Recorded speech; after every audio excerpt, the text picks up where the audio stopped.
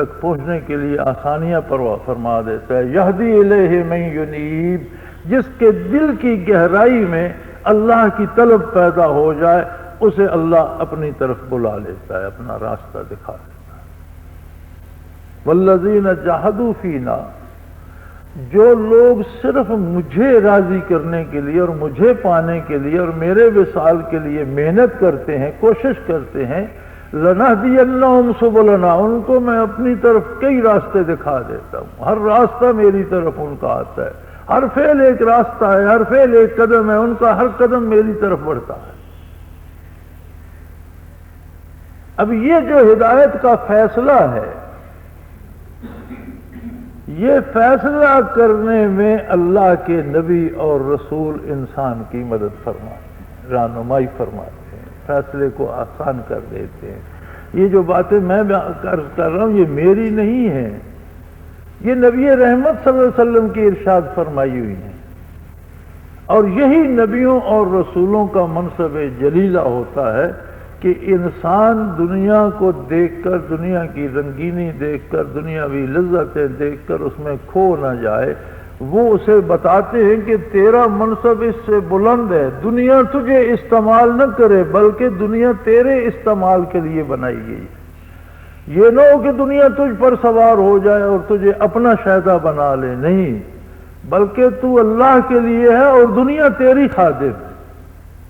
اور بزرگان دین کا ایک بڑا خوبصورت قول بھی ہے کہ جو لوگ دنیا کو چھوڑ کر اللہ کے قرب کا فیصلہ کرتے ہیں دنیا ان کے پیچھے بھاگتی ہے، اور جو لوگ اللہ کو چھوڑ کر دنیا کو چنتے ہیں دنیا ان کے آگے بھاگتی ہے، ساری عمر وہ پیچھے بھاگتے رہتے ہیں.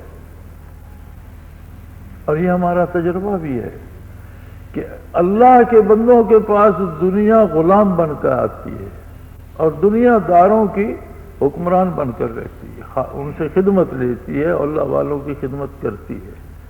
تو دنیا کو برا یا فضول کہنا بھی غلط بات ہے. دنیا اللہ کی مخلوق ہے اور اس نے اتنی خوبصورت، اتنی لذیذ بنائی ہے کہ دنیا کو اس نے اپنے مقابلے میں رکھ دیا ہے. وہ جو شاعر نے کہا تھا نا کہ رخ روشن کے آگے شمع رکھ کر وہ یہ کہتے ہیں، ادھر جاتا ہے دیکھیں یا ادھر پروانہ آتا ہے، کہ میرے محبوب اتنا حسین ہے کہ اس نے اپنے رخ روشن کے آگے ایک شمع جلا کر رکھ دی اور پروانے کا امتحان لے رہا ہے کہ پروانہ شمع پہ نثار ہوتا ہے یا اس کے رخ روشن پہ نثار ہوتا ہے. تو قدرت کا نظام بھی ایسا ہے کہ یہ دنیا ایک شمع ہے اور دوسری طرف جمال الہی ہے. اب یہ فیصلہ انسان نے اسی پر اس کی جزا سزا کا مدار ہے. اس فیصلے میں یہ مجبور نہیں ہے. فرمایا وَهَدَيْنَاهُ السَّبِيلَ إِمَّا شَاكِرًا وَإِمَّا كَفُورًا، ہم نے راستہ انسان کو کھول کر بتا دیا. اب اس کی پسند ہے وہ شکر کی راہ اختیار کرتا ہے یا ناشکری کی. یہ جو شکر کا راستہ، وصول الہی کا راستہ، یہ جو حضور حق کی بات ہے، یہ جو سائنس آج کر رہی ہے، یہ ہر نبی نے بتائی.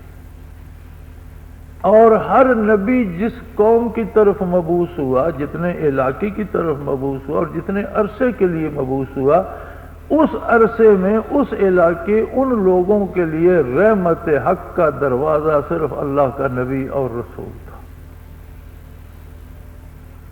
اور فرمایا رسولوں کو عام نہ سمجھو، یہ اللہ کے خاص بندے ہیں، اللہ کی بات بندوں کو بتاتے ہیں، اللہ کا راستہ بندوں کو بتاتے ہیں، بندوں کو اللہ تک پہنچنے کی ہمت دلاتے ہیں اور اس کا سبب بنتے ہیں. اور ان میں ایسے پہلی بات یہ ہے فضلنا بعضهم علی، ہم نے بعض کو بعض پر فضیلت دی. اب دیکھیں بات کرنے کا ایک انداز ہوتا ہے. کسی بادشاہ کو خواب آیا، اس نے خواب میں دیکھا کہ اس کے سارے دانت گر گئے. اب اس نے کسی تعبیر کرنے والے کو بلایا اور اس سے پوچھا کہ میں نے خواب دیکھا ہے کہ میرے سارے دانت گر گئے. اس نے کہا جی اس کی تعبیر تو یہ ہے کہ آپ کے سارے عزیز و اقارب آپ کے سامنے مر جائیں. بادشاہ بڑا برہم ہوگا، اسے سزا دے دی، اس پر ناراض ہوا. پھر کسی دوسرے کو بلایا، اس نے خواب سنا، اس نے تعبیر دی جی کہ اس کی تعبیر یہ ہے کہ حضور جہاں پناہ کی عمر سب سے طویل ہوگی۔ مفہوم تو ایک ہی تھا، یعنی سب سے طویل ہوگی تو یہی مطلب ہے کہ سارے مر جائیں گے، آپ باقی ہوں گے۔ لیکن اس پر بادشاہ خوش ہوا اور اسے انعام دیا۔ تو بات ایک ہی تھی، کرنے کا اسلوب جو تھا وہ مختلف تھا۔ قرآن حکیم نے یہاں انبیاء اور رسل کی بات کرنے کا جو اسلوب بتایا، اس میں یہ نہیں کہا کہ کوئی نبی کسی نبی سے درجے میں کم تھا، نہیں۔ فضلنا بعضهم علی بعض، بعض کو بعض پر ہم نے فضیلت دی، سارے فضیلت والے ہیں، بعض زیادہ فضیلت والے۔ اب اگر کوئی زیادہ ہے تو دوسرا کم ہوگا، لیکن انبیاء کے معاملے میں یہ لفظ استعمال کرنا گستاخی۔ اور قرآن کریم کا اسلوب یہ کہ سب اچھے ہیں، اچھوں میں کچھ بہت اچھے ہیں۔ ہر نبی اللہ کی رحمت کا امین تھا، ہر نبی ہدایت کا سبب اور ہادی تھا، ہر نبی نے اللہ کی مخلوق کو اللہ سے ملانے کی کوشش کی، لیکن کچھ تو ان میں سارے اچھے ہیں، کچھ بہت ہی، کچھ تو ایسے ہیں جن سے اللہ نے براہ راست کلام فرمایا۔ منہم من کلم اللہ، کلام متکلم کے مزاج اور اس کی ذات کا آئینہ ہوتا ہے۔ آپ کسی شخص کی بات روز سنتے رہیں، اس کی عادات آپ میں آ جائیں گی۔ آپ کسی بندے کو جواریوں کے ساتھ بٹھا دیں، وہ جوئے نہ کھیلے، ان کی باتیں سنتا رہے، آخر اسے جوئے میں دلچسپی پہ اس کا مزاج ایسا بن جائے گا۔ آپ کسی کو بٹیر بازوں کبوتر بازوں کے پاس بٹھا دیں، ان کی باتیں سنتا رہے، وہ آخر وہ بھی شروع کر لے گا۔ آپ نیکوں کی محفل میں بیٹھیں، بھلی باتیں سنتے رہیں، آپ کا بھی نیکی کو دل چاہے گا۔ آپ کسی بری مجلس میں بیٹھے، آپ پر بھی برائی غالب آنے لگ جائے گی، آپ کا ذہن بھی برائی سوچنے لگ جائے گا۔ بات کرنے والے کا، متکلم کا، سننے والے پر، سامع پر اس کی ذات کا ایک پرتو، ایک اثر پڑتا ہے۔ پھر ان ہستیوں کو دیکھو جو خود رسول تھے اللہ کے، اور پھر اللہ نے ان سے ذاتی طور پر کلام بھی فرمایا۔ پہلے ہی اللہ کے رسول تھے، منتخب بندے تھے، پھر اللہ نے ان سے ذاتی طور پر اپنے کلام سے انہیں مستفید فرمایا، تو ان پر کیا کیفیات وارد ہوتی ہوگی، ان پر کتنی روشنیاں، کتنے جمال اور کتنی اللہ کی برکات ان پر، وہ وجود کتنے بابرکت۔ اور فرمایا تم اندازہ نہیں لگا سکتے، میں نے اپنے رسولوں میں اس سے بھی بہت بلند درجات تقسیم فرمائے۔ جیسے موسیٰ کلیم اللہ تھے علیہ السلام، لیکن آقا نامدار صلی اللہ علیہ وسلم کو جب مبعوث فرمایا تو موسیٰ بنی اسرائیل کی طرف نبی تھے، ایک خاص وقت تک کے لیے تھے، ایک خاص علاقے، خاص قوم کے لیے تھے۔ جب مبعوث فرمایا محمد رسول اللہ صلی اللہ علیہ وسلم کو، فرمایا ما ارسلناک الا رحمۃ للعالمین، اللہ کے سوا ساری کائنات کے لیے باعث رحمت بنا دیا۔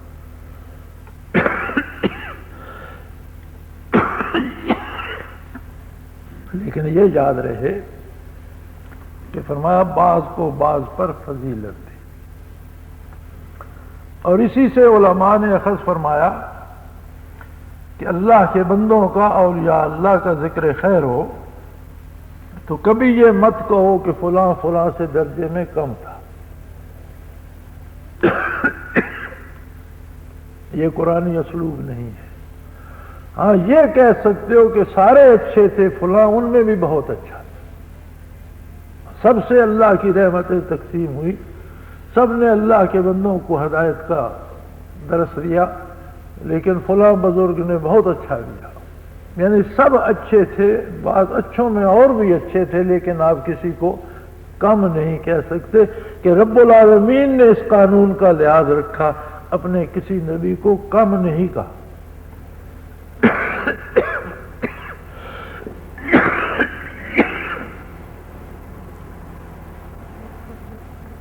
تو انبیاء علیہ الصلوۃ والسلام جو برکات تقسیم فرماتے ہیں وہ نبی کے وجود بابرکت میں بھی اسی طرح سارے باڈی سیل ہوتے ہیں، کھربوں باڈی سیل، بالوں میں، ناخن میں، جلد میں، گوشت پوست میں، ہڈیوں میں، انبیاء اور رسل کے وجودان مبارک میں بھی اسی طرح باڈی سیلز ہوتے ہیں۔ ہر باڈی سیل نور الہی اور نور نبوت سے منور ہوتا ہے۔ آپ اگر آسمان کے ستارے گن سکیں، جو بظاہر ناممکن ہے، اگر یہ ممکن بھی ہو جائے تو وجود میں جو باڈی سیل ہیں وہ نہیں گنے جا سکتے، اتنے زیادہ ہیں۔ کئی کھرب سیل ایک اتنی سی جگہ پہ جمع ہو سکتے ہیں، ان کے اندر الگ حیات ہے، منفی مثبت ان میں الگ ہیں جو چل رہے ہیں۔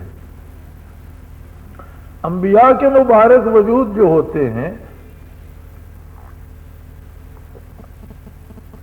ان کا وہ ہر سیل تجلیات باری کا امین ہوتا ہے،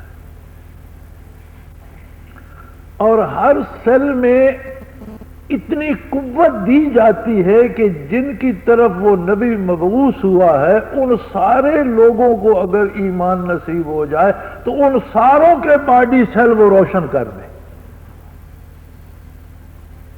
جس قوم کو، جس ملک کو، جن لوگوں کو نبی اللہ کا اور اللہ کا رسول دعوت دیتا ہے تو اللہ کے رسول میں اتنی قوت ہوتی ہے کہ اگر وہ سارے لوگ اس کی دعوت قبول کر لیں تو وہ ان ساروں کے وجود کو منور کر دے۔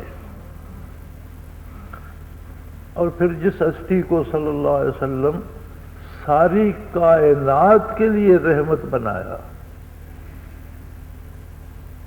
یہ صرف سوچا جا سکتا ہے کہ اس ہستی کے وجود باوجود میں کس قدر قوت رکھی ہوگی اللہ نے اپنے جمال کی، اپنی تجلیات کی، کہ ساری کائنات اس کے قدموں میں ڈھیر ہو جائے تو ساری کائنات کو منور کر دے۔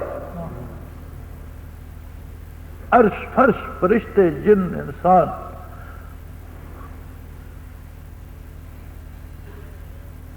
تحت الثری سے لے کر ثریا تک، جہاں تک اللہ کی مخلوق ہے، اللہ کی ایک ذات کو چھوڑ کر اللہ کی ساری مخلوق اگر رحمت للعالمین صلی اللہ علیہ وسلم کے قدموں میں ڈھیر ہو جائے تو ساری کو تجلیات باری سے منور کر دے۔ سراجم منیرہ، روشنیاں بکھیرنے والا سورج۔ اب جب تک کائنات، کیونکہ ساری حضور کی امت ہے، جب تک کائنات باقی ہے فیضان رسالت و نبوت تب تک باقی ہے۔ آج بھی کلمہ محمد الرسول صلی اللہ علیہ وسلم کا پڑھا جا رہا ہے، لا الہ الا اللہ محمد الرسول اللہ صلی اللہ علیہ وسلم، اللہ کے سوا کوئی عبادت کے لائق نہیں، اور حضرت محمد صلی اللہ علیہ وسلم اللہ کے رسول ہیں، تھے نہیں۔ کانا محمد الرسول اللہ کو نہیں پڑھتا، رسول تھے نہیں، آج بھی اللہ کے رسول ہیں، کل بھی اللہ کے رسول ہیں، جب تک سورج طلوع و غروب ہوتا ہے اللہ کے رسول ہیں۔ وہ نور کی شمعیں جگمگ جگمگ کر رہی ہیں، وہ روشنیاں آج بھی روشن ہیں، تا ابد رہیں گی۔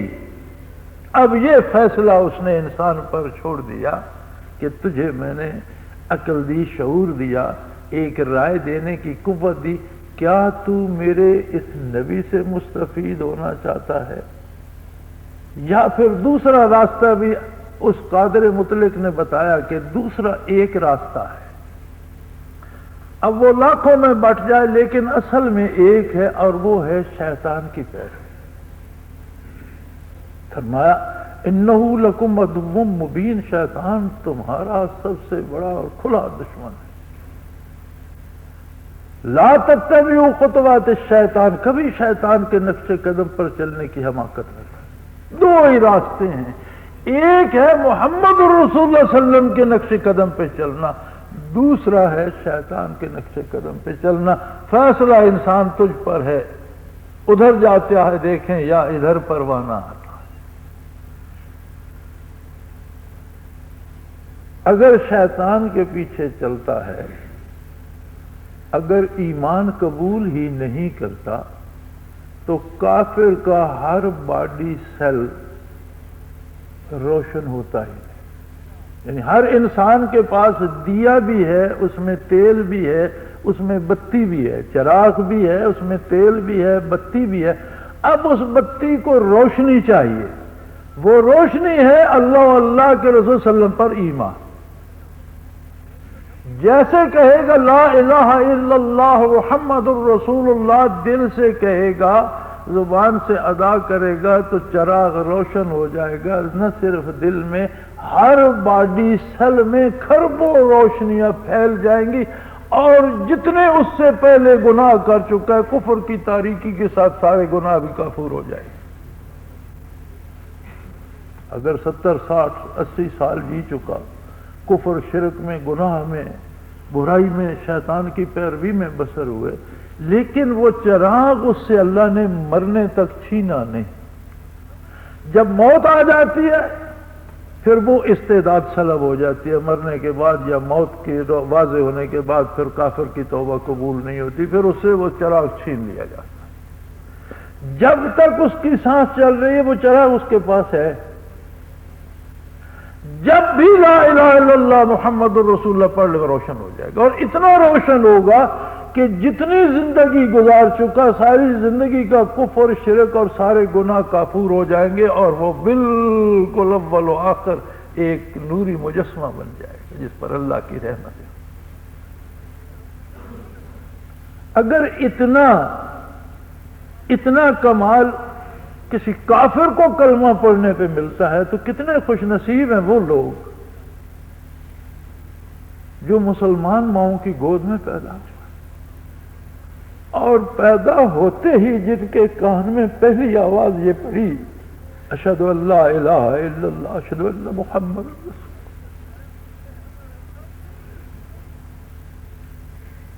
پتہ ہے صحابہ کرام کی فضیلت قرآن نے کیا لکھی ہے؟ ثم تلین جلودہم وقلوبہم الی ذکر اللہ.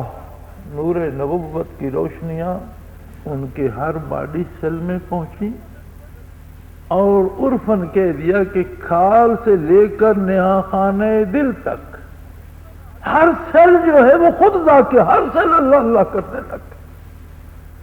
ثم تلین جلودہم وقلوبہم الی ذکر، کھال سے لے کر نہا خانہ دل تک وجود کا ہر ذرہ اللہ اللہ پکارنے لگا. اور یہی برکات نبوت آج بھی اسی کی ضرورت ہے.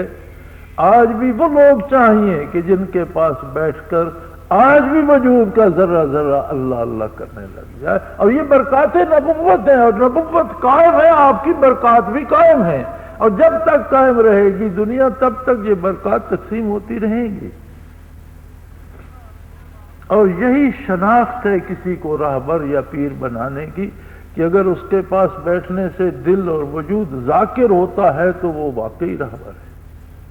اور اگر یہ نہیں ہوتا، بھینس نے بچڑا دے دیا اور گائے شیردار ہو گئی اور بیٹا بھرتی ہو گیا، تو اس میں پیر کا کوئی کمال نہیں. یہ اس کا اپنا نظام ہے اور اس کے حکم سے چلتا ہے. جن کے پیر نہیں ہیں ان کی گائے بھی بچڑے دیتی ہیں اور ان کے ہاں بھی بچے پیدا ہوتے ہیں اور انہیں بھی روزی ملتی ہے. جو سرے سے اللہ کو نہیں مانتے وہ ان کی روزی بند نہیں کرتا. دادا جان اللہ پاک ان پر کروڑوں رحمتیں فرمائے، ایک پنجابی شعر پڑھا کرتے تھے کہ پالن والا سر تے حاضر کل جیاں نوں پالے.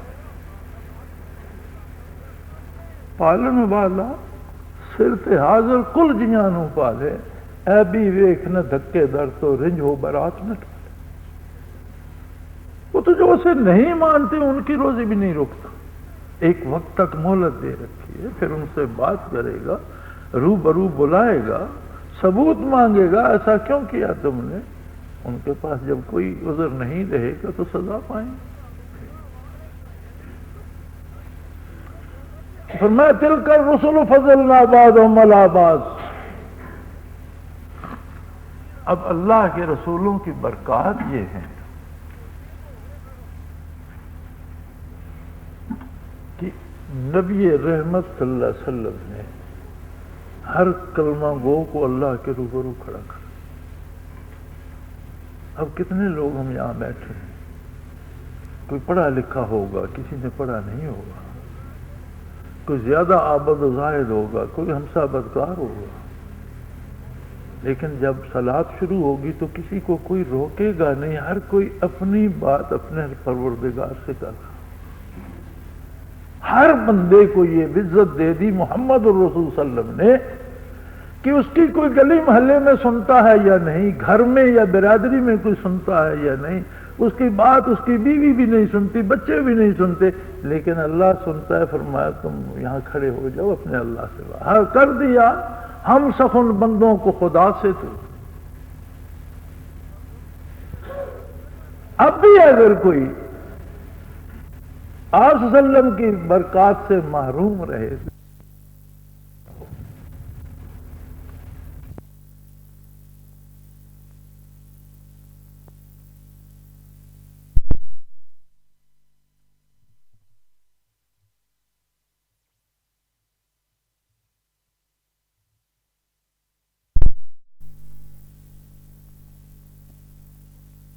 پیش کرو اپنا وقت ہو تو اسے شوکاز نوٹس دیتے ہیں، لیکن وہ کہنے لگے ایک جرم ایسا ہے. اچھا اللہ کا نظام ایسا ہے کہ وہ بھی شوکاز نوٹس عطا فرمائے، قیامت کو سب کو کھڑا کرے گا، ان کو اعمال نامے ان کے پکڑائے گا، پھر ان پر سوال کرے گا کہ ایسا ایسا تو نے کیوں کیا، تیرے پاس کوئی صفائی کو ہے تو بتا. وہ صفائی پیش نہیں کر سکے گا، سزا پائے گا. ایک جرم ایسا ہے جس پر نہ کوئی شو کا نوٹس ہے نہ صفائی کا موقع ہے، اور وہ ہے بارگاہ رسالت کی گستاخی. لا ترفعوا اصواتکم فوق صوت النبی صلی اللہ علیہ وسلم. خبردار کبھی اپنی آواز بھی حضور کی آواز مبارک بول پر بلند نہ کرو. اب یہ کوئی بات ہے، چھوٹی سی بات ہے، حضور جلوہ افروز ہیں تو تمہاری آواز حضور کی آواز سے پست رہے، بلند نہیں ہونی چاہیے. اور اگر ہو گئی تو ان تحبط اعمالکم وانتم لا، ساری تمہاری نیکیاں برباد کر دی جائیں گی. کوئی شوق کاز نہیں، کوئی جواز نہیں مانگا گیا، کوئی صفائی کا موقع نہیں دیا گیا، کچھ بھی نہیں. اگر آواز بلند ہوئی، جیسے بلند ہوئی ویسے ساری نیکیاں ضائع کر دی جائیں گی. مجھے ان کی بات بڑی پیاری لگی، کہنے لگے کیسی عجیب بات ہے کہ صرف ایک جرم ایسا ہے کہ نبی کریم صلی اللہ علیہ وسلم کی بارگاہ میں گستاخی ہو گئی، کوئی نہیں پوچھے گا کہ تیرے پاس اس کی دلیل کیا ہے یا تو نے کیوں کیا، یہ تو اس سے غلط نہیں. ایک دم فیصلہ صادر ہو گیا، تحبط، سارے اعمال ضائع ہو.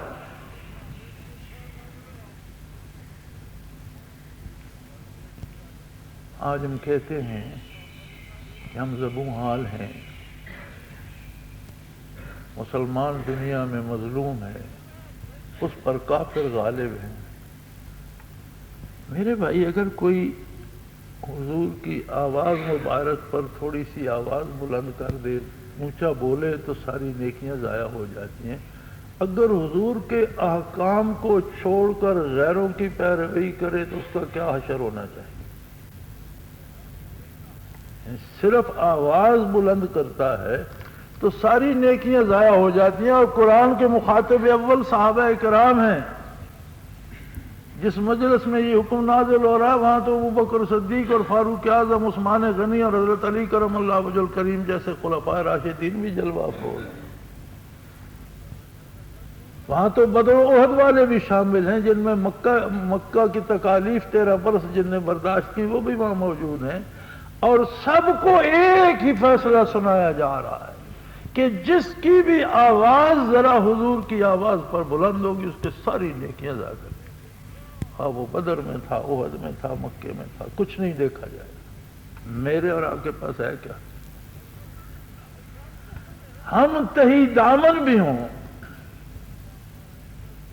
اور حضور کی گستاخی بھی کریں قدم قدم پر کرے، ہر بات میں کرے، لباس میں، حلیے میں، بات کرنے میں، شادی میں، حتیٰ کہ موت کی رسومات میں بھی حضور کی سنت چھوڑ کر رواج کو اپنائے۔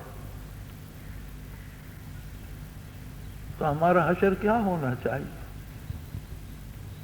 یہ تو پھر اس کا کرم ہے کہ اس نے ہم سے کلمہ نہیں چھینا، ورنہ ہمارا حشر تو عام آدمی کے سامنے آپ یہ جرم اور یہ فیصلہ اور یہ حالات رکھیں تو وہ کہے گا تمہیں تو مسلمان ہونے کا حق، آج سے تمہارا تو ایمان سلب ہونا چاہیے۔ تمہاری صرف نیکیاں نہیں، تمہارا ایمان بھی تو ایک نیکی ہے، ایمان بھی تو ایک عمل ہے، نیک عمل ہے نا ایمان لانا بھی، تمہارا تو ایمان بھی سلب۔ یہ تو پھر اس کا شکر ہے کہ ہم سے کلمہ نہیں چھینا، ہماری زبانوں سے ٹوٹی پھوٹی نمازیں پڑھنے کی توفیق دے رکھی ہے، ورنہ ہم تو اس سے بھی زیادہ ذلت کے مستحق ہیں۔ اور جب تک واپس اس بارگاہ رسالت کا ادب و احترام قائم نہیں کرتے، ہمارا کوئی دوسرا علاج نہیں۔ جتنے حکومتیں اور دانشور ہمیں مشورے دیتے ہیں یہ سب جھوٹ بولتے ہیں، سب غلط کہتے ہیں۔ ہمارا ایک ہی علاج ہے، آج بھی ہم محمد الرسول اللہ کی بارگاہ میں عہد غلامی کر لیں اور اس پہ ڈٹ جائیں، فرقے بھی ختم ہو جائیں گے۔ فرقے کیوں بنتے ہیں؟ باپ مسلمان ہے، دادا مسلمان ہے، صبح بیٹا کافر ہو جاتا ہے، کیوں؟ یہی گستاخیاں بارگاہ رسالت کی رنگ لاتی ہیں، ایمان سلب ہو جاتے ہیں۔ پتنگ کی ڈور جب کٹ جاتی ہے تو کسی درخت سے، جھاڑی سے، کیکر سے، کسی بجلی کی تار سے، کسی مگجس سے الجھ جائے۔ یہی حال نئے نئے فرقوں کا ہے کہ اصل سے کٹ گئے، جس جھاڑی سے اٹک گئے وہی ایک فرقہ بن گیا۔ فرقہ تو ایک ہی تھا، لا الہ الا اللہ محمد الرسول اللہ، اور ایک ہی ہے، باقی کٹی ہوئی پتنگیں ہیں، کوئی فرقے نہیں ہیں۔ جو پتنگ اصل سے کٹ گئی وہ جہاں جہاں 10 اٹک گئی وہاں ایک ٹولہ بن گیا۔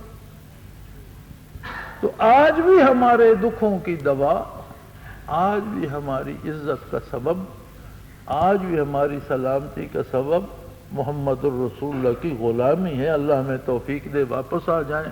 یہ موضوع لمبا ہے، وقت ختم ہو گیا، انشاءاللہ اگلے جمعے پہ حاضر ہوں گے۔ جن احباب نے سنتیں ادا کرنی ہو فرما دیجیے۔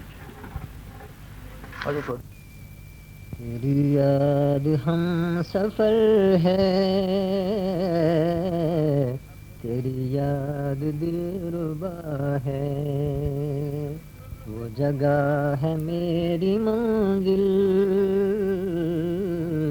جہاں تیری خاک پا ہے، وہ جگہ ہے میری منزل جہاں تیری خاک پا ہے۔ تیرے نور سے ہے روشن میری راہ دو جہاں میں، تیرے نور سے ہے روشن میری راہ دو جہاں میں، تیرا نام بن کے سورج دل میں چمک رہا ہے، تیرا نام بن کے سورج دل میں چمک رہا ہے۔ تیری یاد ہم سفر ہے،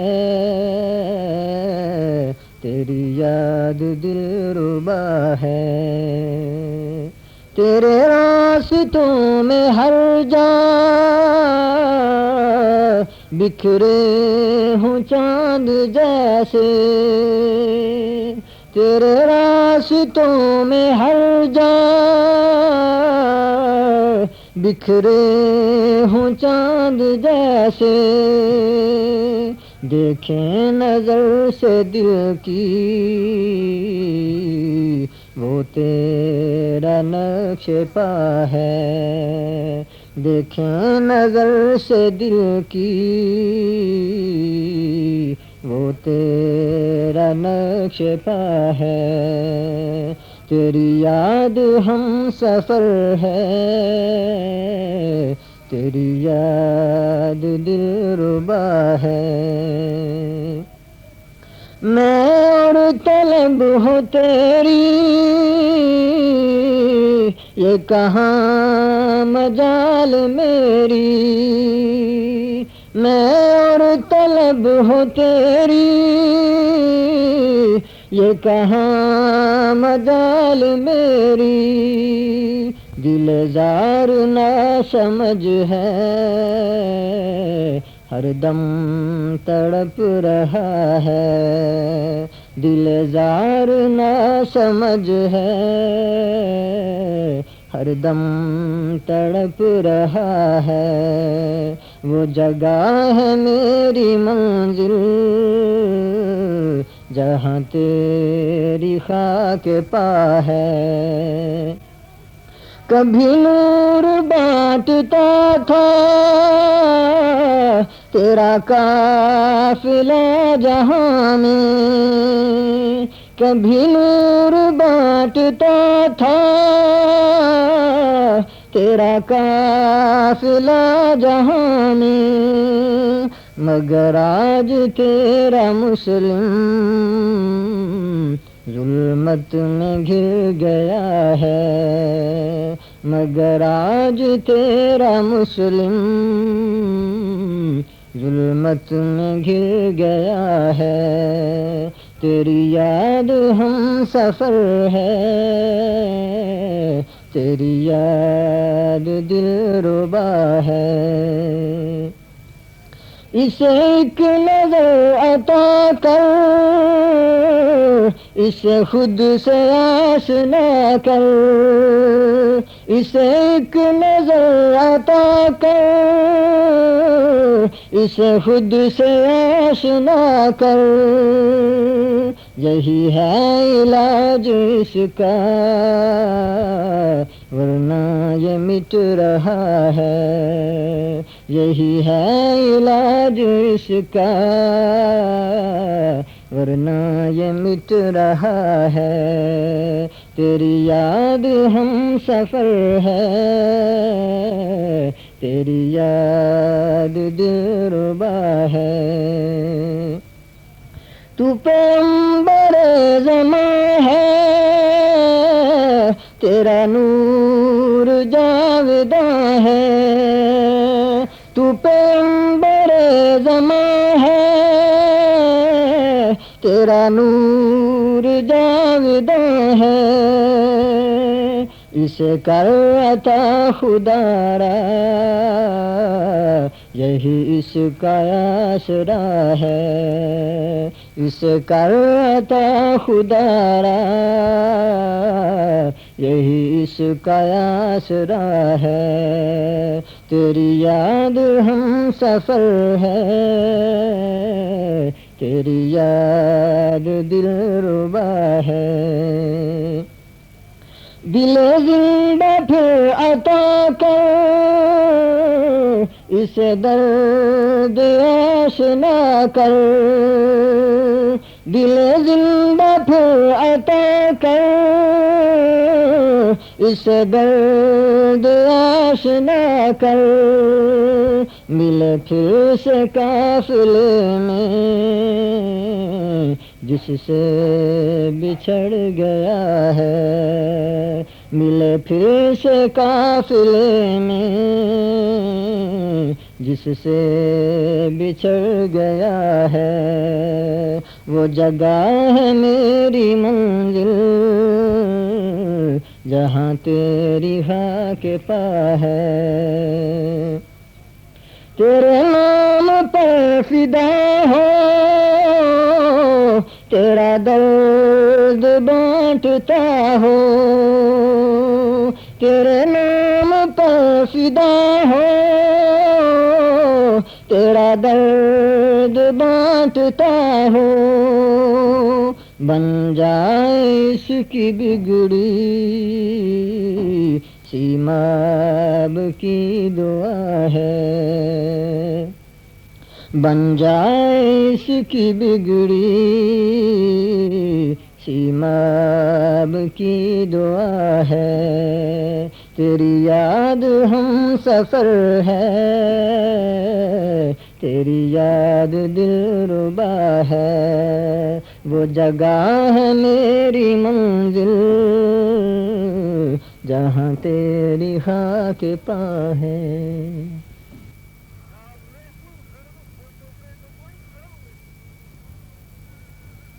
یاد ہے میرے دل کا اثاثہ، تیری یاد ہے میرے دل کا اثاثہ، اسے ساتھ رکھتا ہوں سفر و حضر میں، تیری یاد ہے میرے دل کا اثاثہ، اسے ساتھ رکھتا ہوں سفر و حضر میں، تیری یاد ہے۔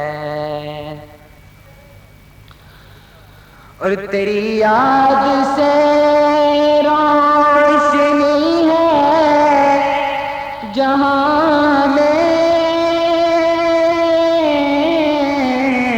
تیری یاد سے روشنی ہے جہاں میں، بہت ظلمتیں تھیں وگرنہ دہر میں، بہت ظلمتیں تھیں وگرنہ دہر میں، تیری یاد ہے میرے دل کا اثاثہ، تیری یاد ہے۔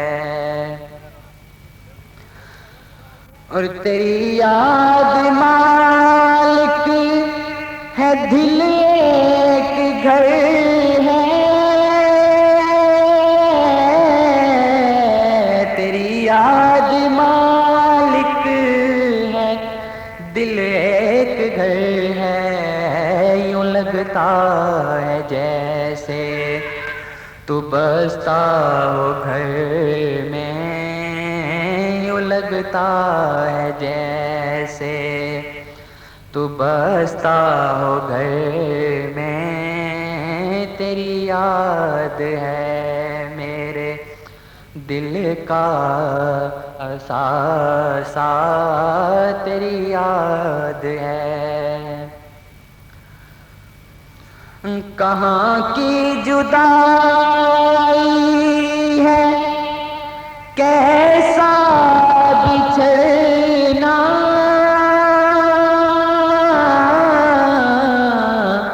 کہاں کی جدائی ہے کیسا بچھڑنا، سراپا تیرا بس گیا ہے نظر میں، سراپا تیرا بس گیا ہے نظر میں، تیری یاد ہے میرے دل کا اثاثہ، تیری یاد ہے۔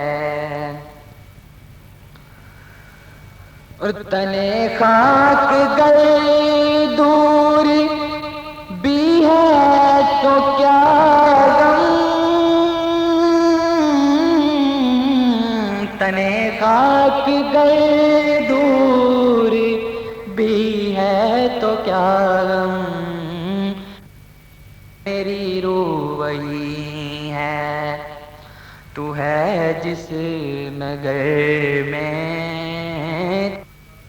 تیری روح وہی ہے تو ہے جس نگر میں، تیری یاد ہے میرے دل کا اثاثہ، تیری یاد ہے۔ اور چمک تیری یادوں کی کیسے بتاؤں،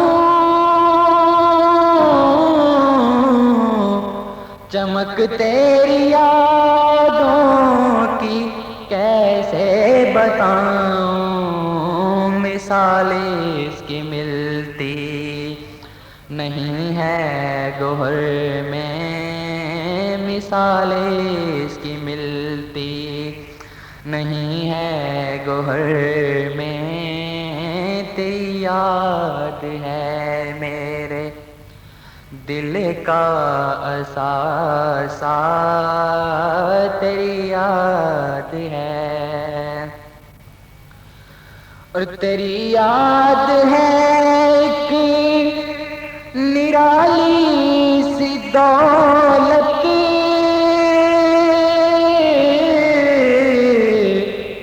تیری یاد ہے ایک نرالی سی دولت، مثالیں اس کی ملتی ہے کب سے مضر میں، مثالیں اس کی ملتی ہے کب سے مضر میں، تیری یاد ہے میرے دل کا اثاثہ، تیری یاد ہے،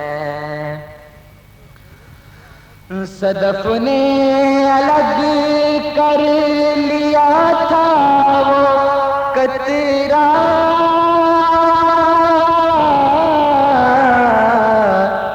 صدف نے الگ کر لیا تھا وہ قطرہ، نہ ڈھلتا وگرنہ کبھی وہ گوہر میں، نہ ڈھلتا وگرنہ کبھی وہ گوہر میں، تیری یاد ہے میرے دل کا اثاثہ، تیری یاد ہے،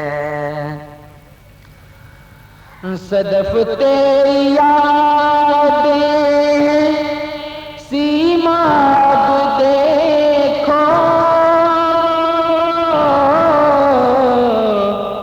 صدف تیری یادیں ہیں سیماب دیکھو، اکیلا ہوں باسی انوکھے نگر میں، اکیلا ہوں باسی انوکھے نگر میں، تیری یاد ہے میرے دل کا اثاثہ، اسے ساتھ رکھتا ہوں سفر و حضر میں، تیری یاد ہے میرے دل کا اثاثہ، اسے ساتھ رکھتا ہوں سفر و حضر میں۔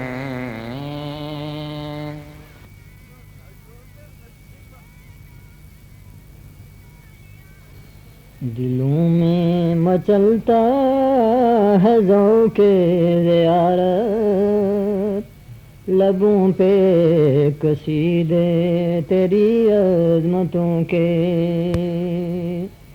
مدینے کے راہی ہے دو جگ سے فارغ، وہ طالب ہے آقا تیری برکتوں کے، پیشانی منور ہے سجدوں سے ان کی، دلوں میں ہے ذکر الہی کے جلوے، پیشانی منور ہے سجدوں سے ان کی، دلوں میں ہے ذکر الہی کے جلوے، دلوں میں مچلتا ہے ذوق زیارت، لبوں پہ قصیدے تیری عظمتوں کے،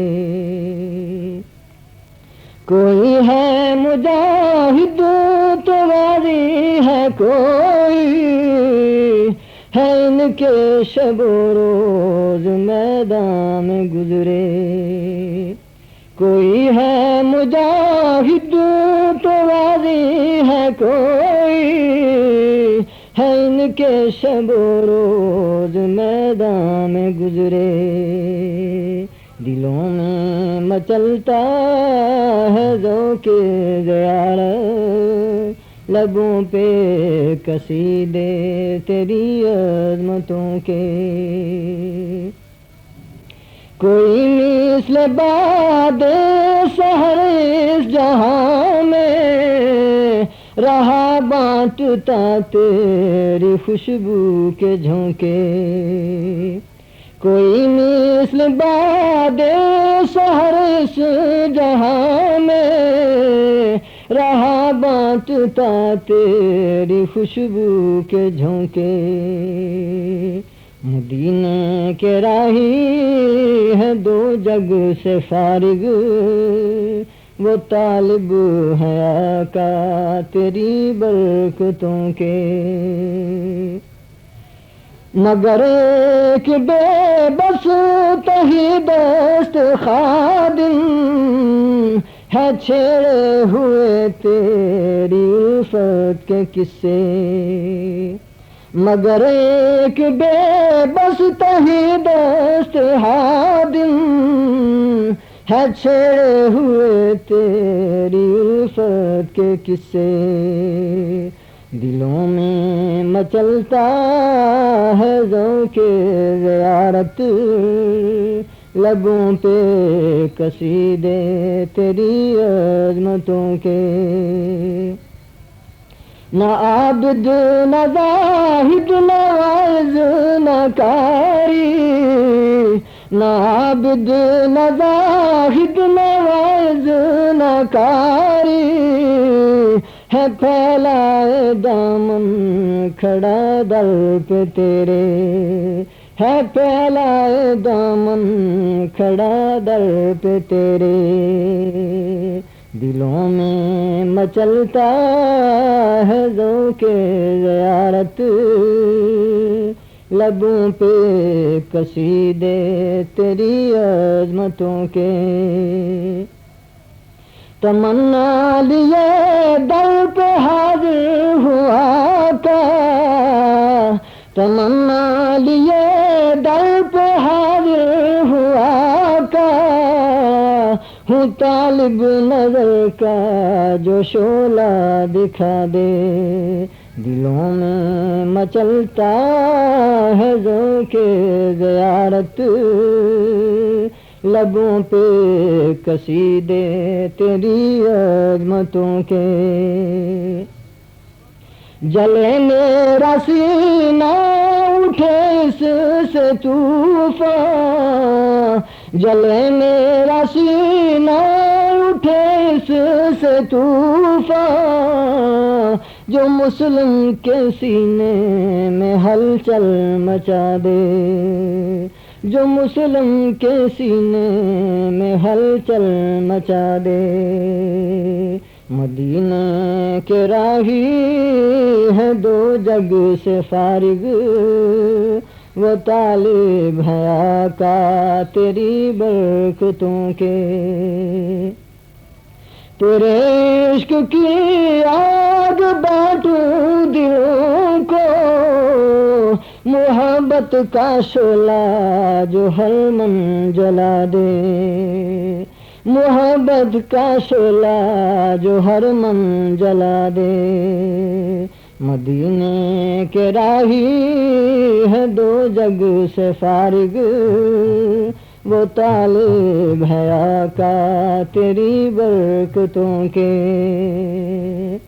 بنا دوں میں مسلم کو دیوانہ تیرا، محبت تیری رخ سے بسمل سکھا دے، محبت تیری رخ سے بسمل دکھا دے، دلوں میں مچلتا ہے ذوق زیارت، لبوں پہ قصیدے تیری عظمتوں کے،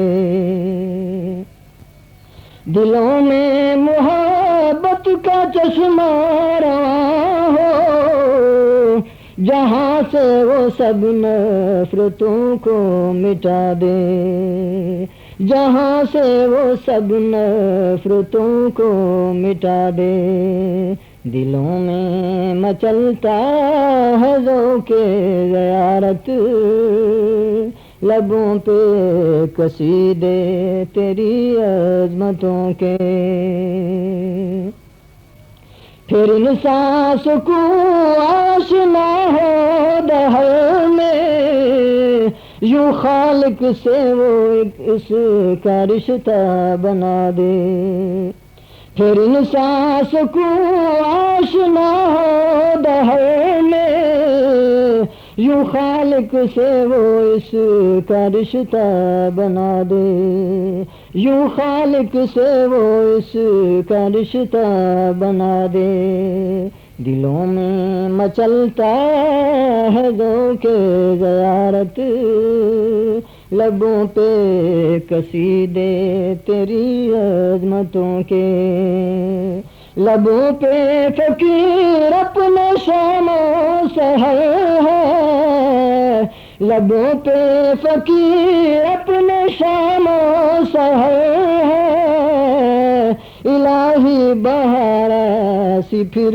سے دکھا دے، الہی بہار ایسی پھر سے دکھا دے، دلوں میں مچلتا ہے ذوق زیارت، لبوں پہ قصیدے تیری عظمتوں کے، مدینے کے راہی ہے دو جگ سے فارغ، وہ طالب ہے آقا تیری برکتوں کے۔